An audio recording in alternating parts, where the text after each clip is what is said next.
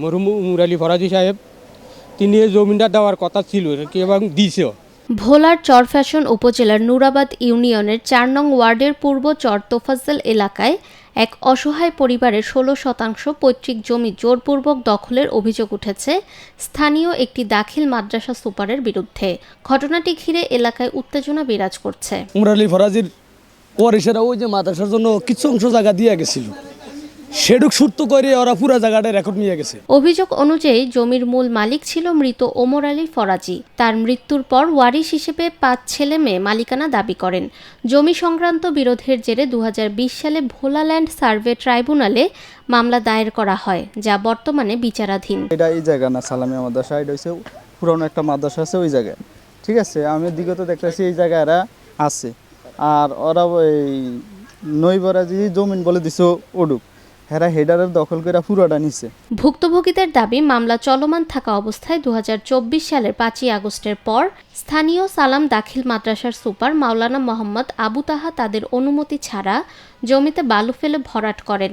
এতে তার পৈতৃক সম্পত্তি থেকে বঞ্চিত হচ্ছেন বলে অভিযোগ করেন এবং প্রশাসনের জরুরি হস্তক্ষেপ কামনা করেন। সালামি আমার জমি থাকবো কেন কেন আপনি থাকবেন? আমাকে কাগজ দেন। ওনা আমাকে কাগজ দিতেছে না। এই যে আবু মাওলানা সাহেব, ওনা আমাকে কাগজ দেন না। নাসির নামা সাহেব মারা গেছে, ওনার কাছে কয়েকবার বসা উচিত, ওনারা বসে না। ওনারা কোনো কিছু করে না। জমি ছিল, এরা হঠাৎ করে ৫ হাজার পরে মাটি হালিটা ভোট খেয়ে লাইছি, এরা কি ভবন করবো? আমার জন্য কেন ভবন করবো? সরকারের জমি সরকার তো আমাকে আমি দিতে বাধ্য, সরকার আমার তো নিব যে আমার এটা লাগবো, আমি কেন দিব? সরকার তো আমার চাইবো না, সরকার চাচ্ছে না, আবু মাওলানা আমার জমি দিয়ে বুঝে দিতেছে না, এই জন্য আমি বিচার চাই। আমি পিতার ওয়ারিশ সূত্রে মালিক। বিগত দিন বুক দখলে ছিলাম এবং বুক দখল করছি।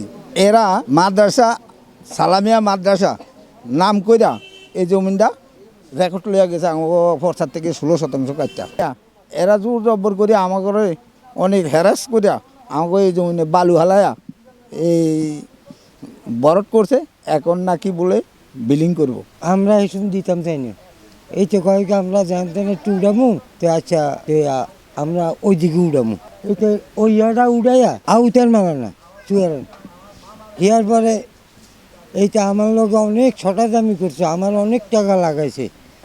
আমাকে জমিনে আমরা দিব না, আমাকে জমিনে আমাকে সারিয়া দিব, আমরা জমিন দিব না। এতে আর শ্বশুরে দিয়া গেছে আল্লাহর রাস্তে, এই জমিনে ওরা ইয়া করে মাদ্রাসা উড়াইছে।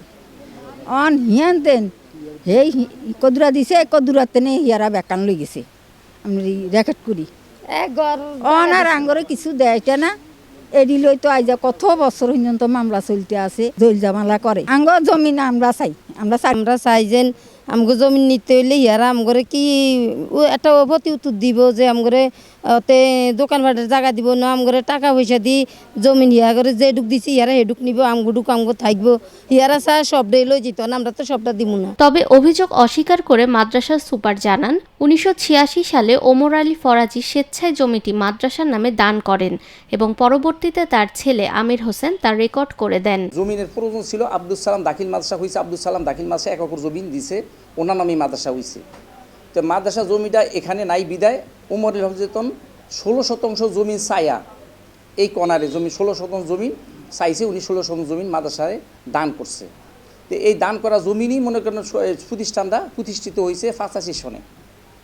আমরা মনে করেন মাদ্রাসার রেকর্ড হিসাবে আমরা ভগবান আছি, এখনও আছি, সর্ব জায়গায় মনে করেন ওনারই উক্তি এই পর্যন্ত ছিল, এটা মাদ্রাসা জমিন।